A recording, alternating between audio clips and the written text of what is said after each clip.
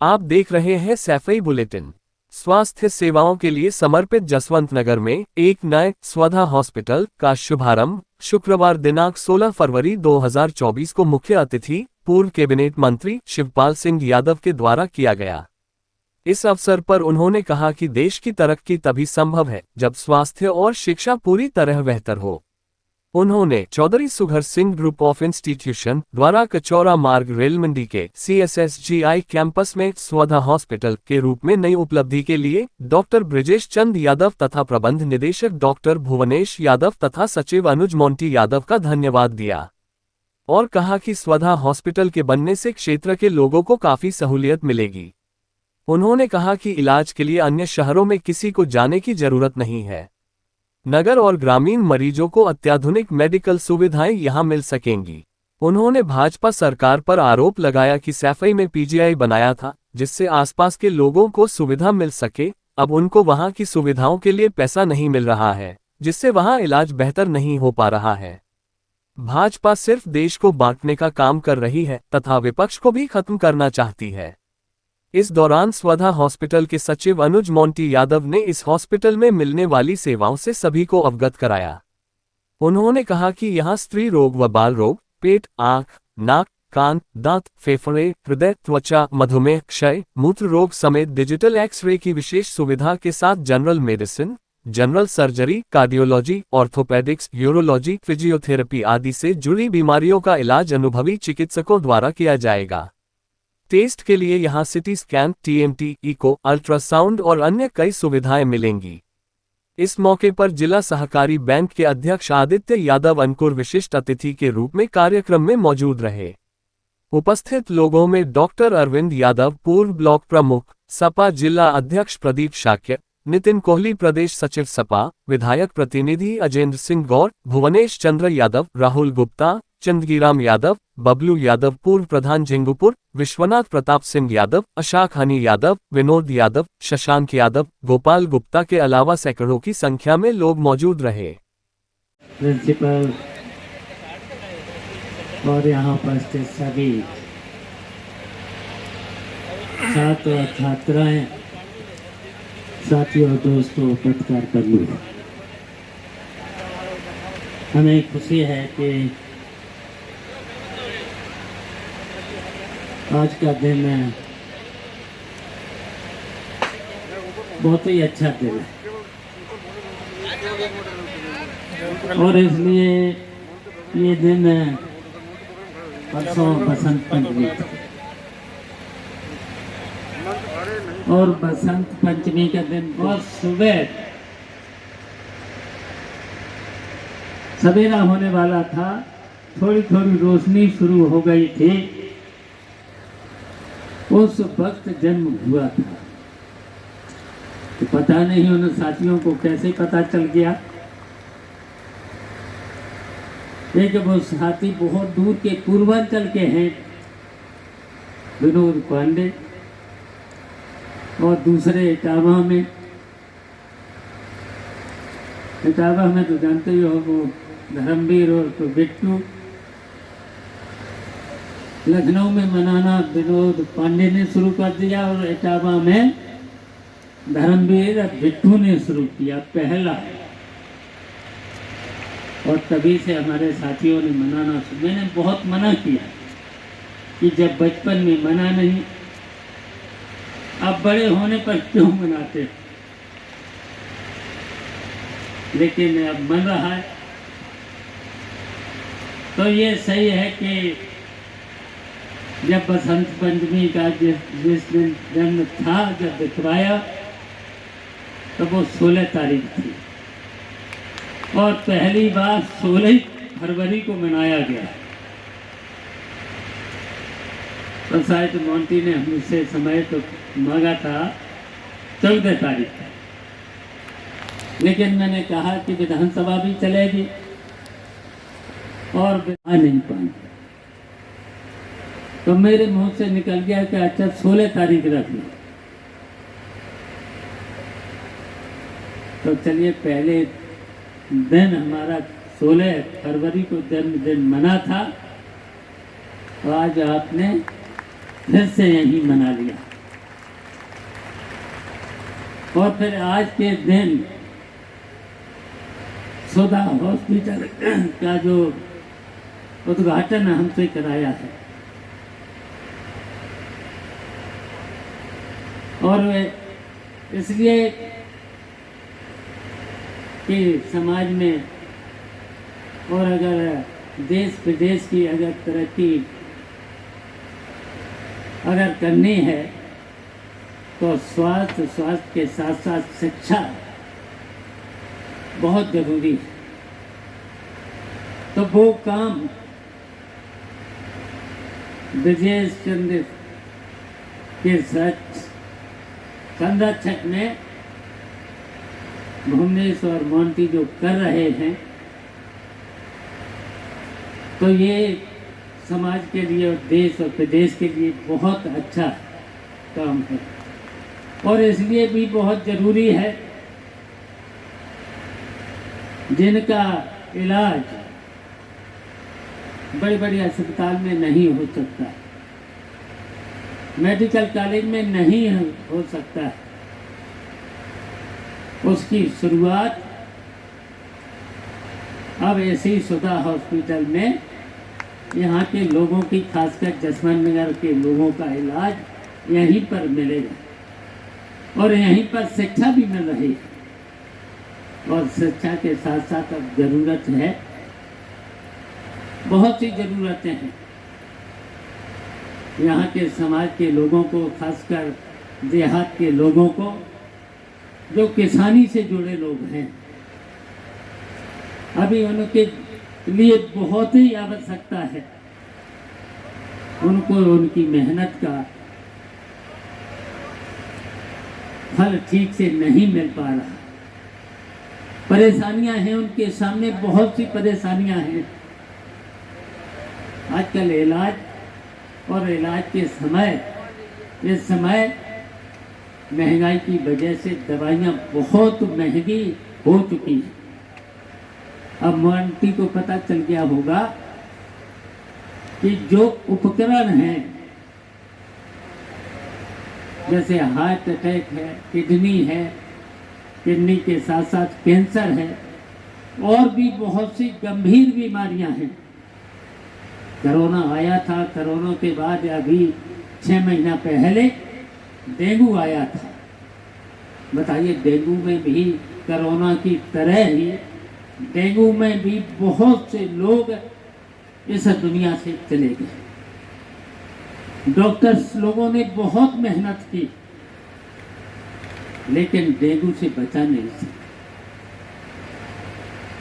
ऐसी ऐसी बीमारियां आ जाती हैं। डेंगू जब आया था, फर्स्ट फेज में तो आया था, तब तो कम मौतें हुई थी, इलाज भी लोगों को मिल गया। लेकिन जब सेकंड फेज में क्या हालत थी। सुधा हॉस्पिटल मल्टी स्पेशलिटी हॉस्पिटल के शुभारंभ के कार्यक्रम में उपस्थित कार्यक्रम के मुख्य अतिथि हमारे नेता आदरणीय शिवपाल सिंह यादव जी, उपस्थित पूर्व ब्लॉक प्रमुख बहुत बहुत सम्मानित आदरणीय विजय चंद्र यादव जी, उपस्थित बहुत बहुत सम्मानित प्रोफेसर अरविंद यादव जी, भाई सोनू यादव जी, भुवनेश जी, बाबूराम नरेश जी, अजय सिंह गौड़ जी, राहुल गुप्ता जी, बहुत बहुत सम्मानित नगर पालिका चेयरमैन पुद्दल साहब और तमाम आए हुए आज के कार्यक्रम के अतिथि, माताएं, बहनें और यहाँ उपस्थित सभी प्यारे बच्चों, सबसे पहले मैं अपनी तरफ से सुधा हॉस्पिटल के सभी मैनेजमेंट के मेंबर्स को, स्टाफ को और खास करके उन डॉक्टर्स को जो एक तरीके से कहा जाए इस हॉस्पिटल की जो रूह होने वाले हैं, जान होने वाले हैं, मैं उनको ढेरों ढेर बधाई देता हूं अपनी तरफ से। और यही कामना करता हूं कि जिस मकसद से भाई अनुज यादव ने इस हॉस्पिटल का शुभारंभ कराया है और हमने भी देखा है, निश्चित ही ये बात सही है कि 2-3 साल पहले हम लोगों की इस पर चर्चा हुई थी और चर्चा इसीलिए हुई थी क्योंकि जब हम लोग क्षेत्र में जाते हैं तो ऐसी कई घटनाएं हम लोग देखते हैं जहां पे प्राइवेट हॉस्पिटलों में जो मरीज है उसका इतना उत्पीड़न होता है, और सिर्फ उसका नहीं, उसके परिवार का भी। पहले शारीरिक तौर से पूरा जो व्यक्ति है वो टूट चुका होता है, उसके बाद आर्थिक तौर पे जो कुछ अस्पताल हैं, और ये बात हमसे आपसे नहीं छुपी कि जो हेल्थ और मेडिकल की सेक्टर है ये आज के समय में जितना ज़्यादा प्राइवेटाइज होके इसका जितना ज़्यादा प्रॉफिट उठा रहे हैं लोग, उसका जो खामियाजा है वो आम जनता को भुगतना पड़ता है।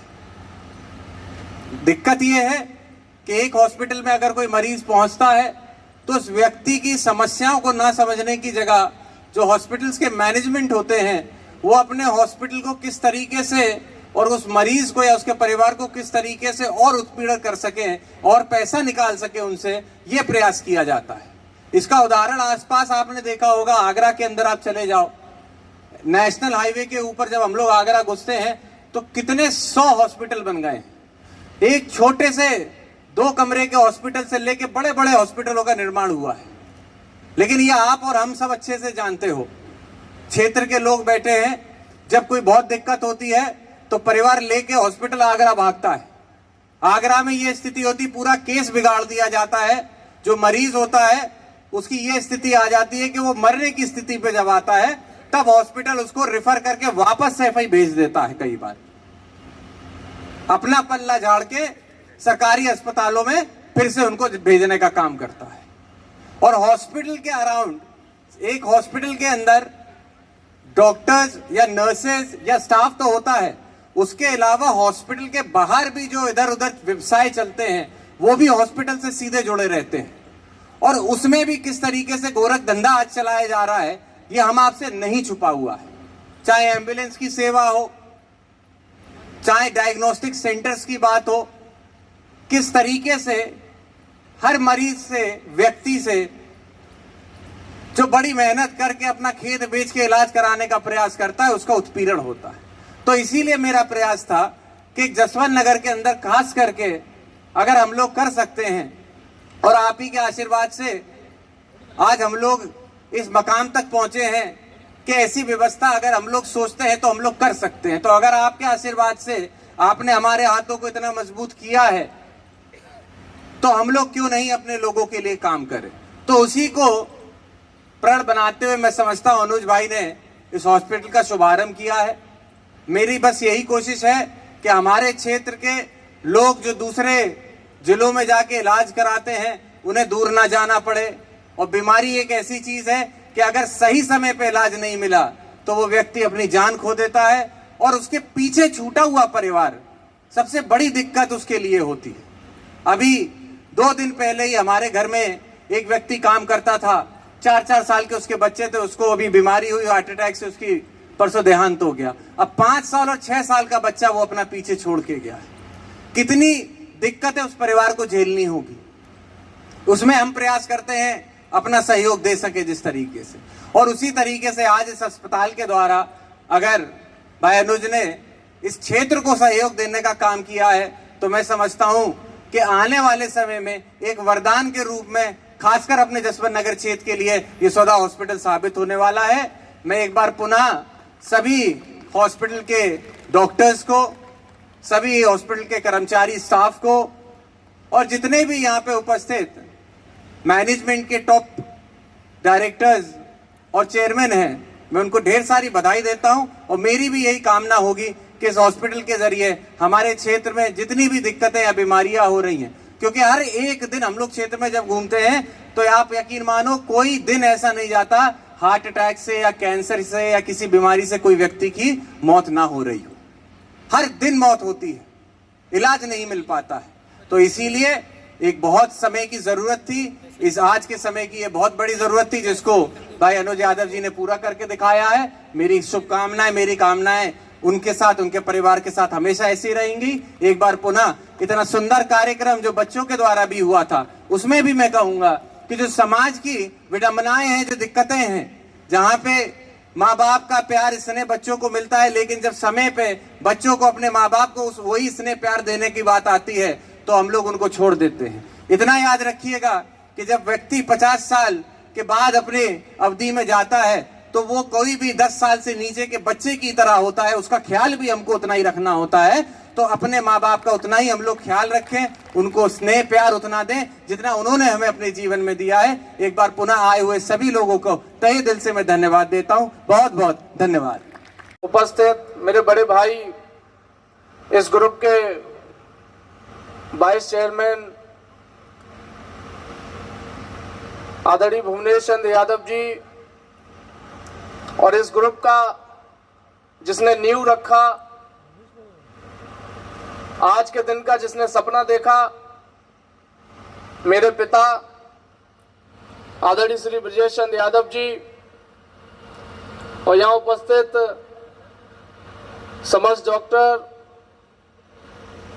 और यहाँ आसपास से हम सब लोगों का प्रोत्साहन करने के लिए आए हुए सभी सम्मानित जन। आज सबसे पहले तो मैं आदरणीय शिवपाल सिंह यादव जी को उनके जन्म दिवस के शुभ अवसर पर बहुत बहुत बधाई और शुभकामनाएं देना चाहता हूं। वैसे तो पूरा प्रदेश आपका जन्म दिवस बसंत पंचमी के दिन मनाने का काम करता है, लेकिन आपने मुझे बताया था कि आपका जन्मदिन की जो असली तारीख है वो 16 फरवरी है। तो आज सच कहूं तो मैं बेहद खुश हूं कि आज के इस पवित्र दिन में आदरणीय शिवपाल सिंह यादव जी के द्वारा इस स्वधा हॉस्पिटल का उद्घाटन हुआ है। और मैं इस मंच के माध्यम से आदरणीय को यह भी भरोसा दिलाता हूं, जिस तरीके से आपने अपना पूरा जीवन लोगों की सेवा के लिए, लोगों के चेहरे पे मुस्कान बनी रहे इसके लिए जो झोंकने का काम किया है, इसी तरीके से ये सुधा हॉस्पिटल लोगों की सेवा करने का काम करेगा, लोगों की चेहरे पे मुस्कान लाने का काम करेगा।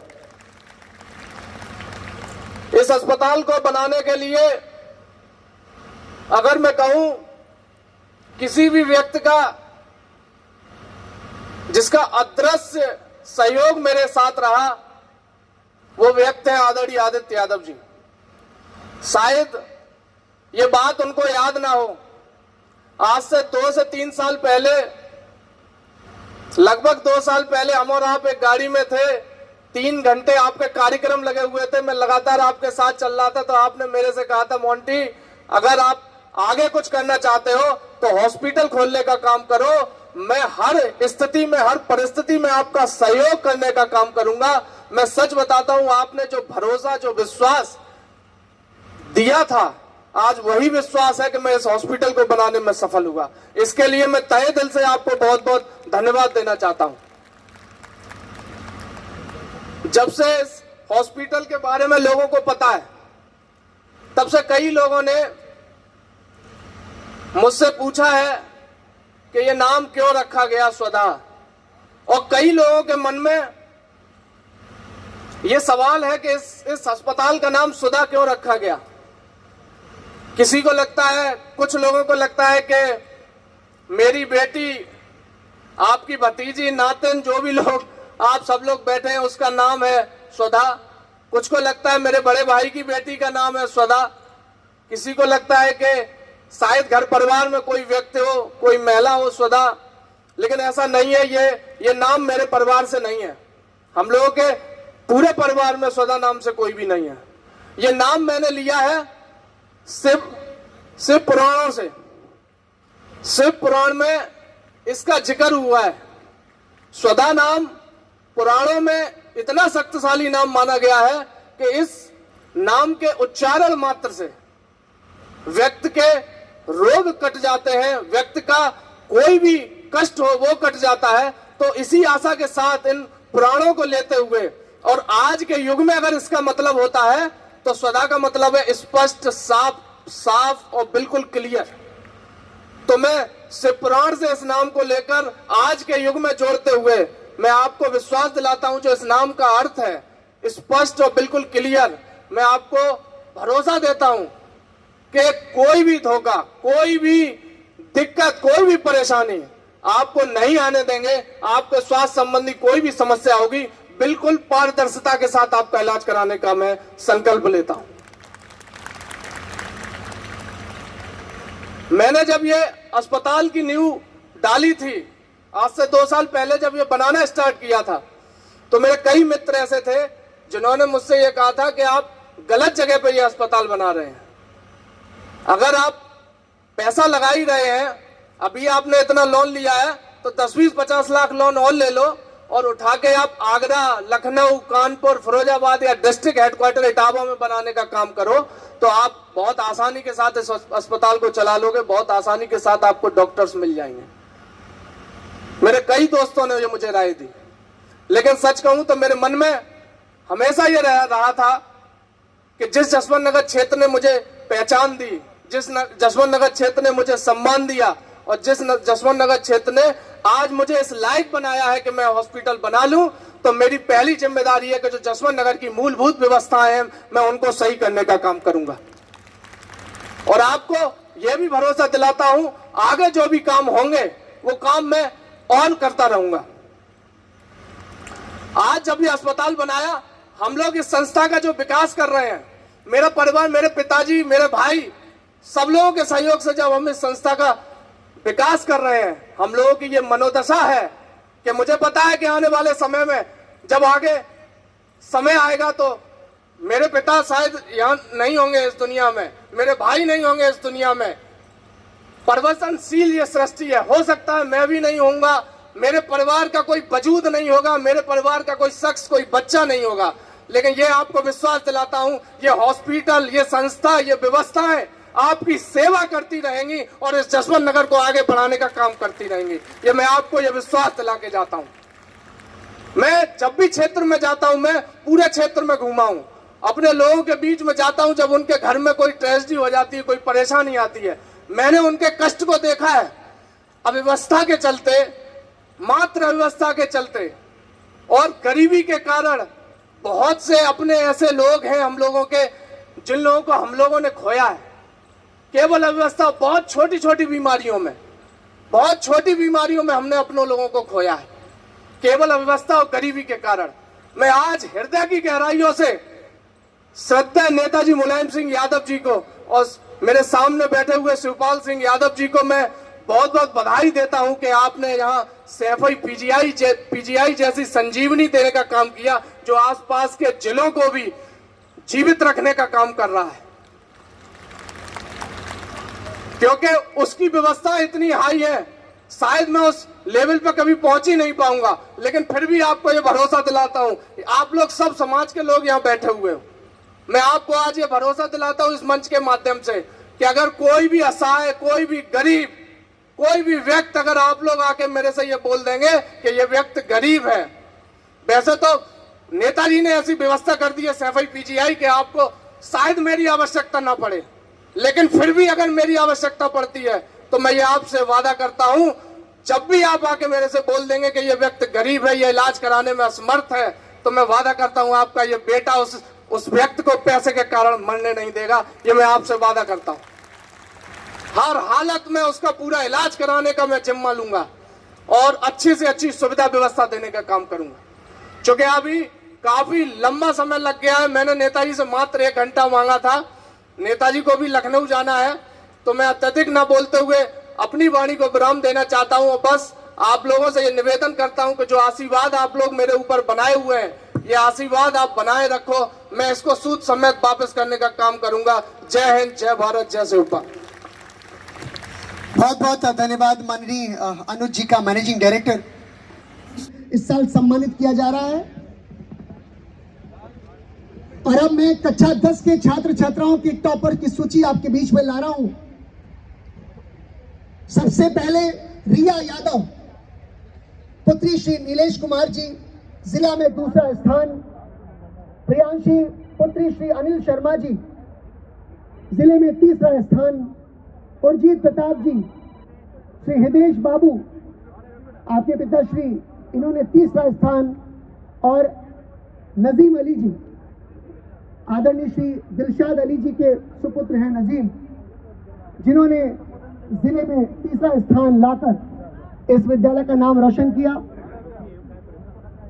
शगुन पुत्री श्री भुवनेश प्रताप जी, जिन्होंने चौथा स्थान जिले में लाकर इस विद्यालय का, इस संस्थान का नाम रोशन किया। प्रिंस पुत्र श्री सुशिप जी छठवां स्थान प्राप्त करके उन्होंने विद्यालय का नाम रोशन किया। उत्कल पुत्र श्री राजीव जी छठवां स्थान प्राप्त करके उन्होंने महाविद्यालय का नाम रोशन किया। उपासना पुत्री श्री धीरज जी सातवां स्थान प्राप्त करके उन्होंने संस्थान का नाम ऊंचा किया। राखी पुत्री श्री शिव कुमार जी आठवां स्थान जनपद में ग्रहण करके उन्होंने, वंदना श्री जगपाल सिंह जी, वंदना पुत्री श्री जगपाल सिंह जी नवां स्थान प्राप्त करके उन्होंने जिले में अपना नाम कमाया। और अनुराधा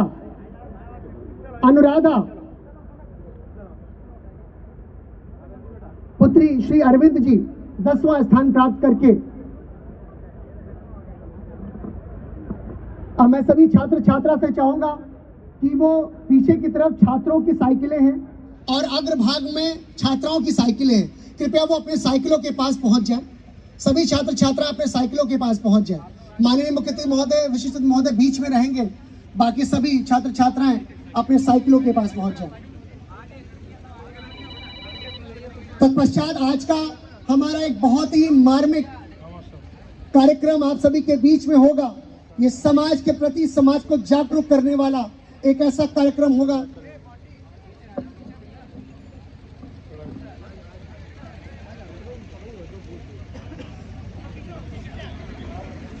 सभी स्टूडेंट से चाहेंगे कि वो अपनी अपनी साइकिल के पास खड़े हो जाएं।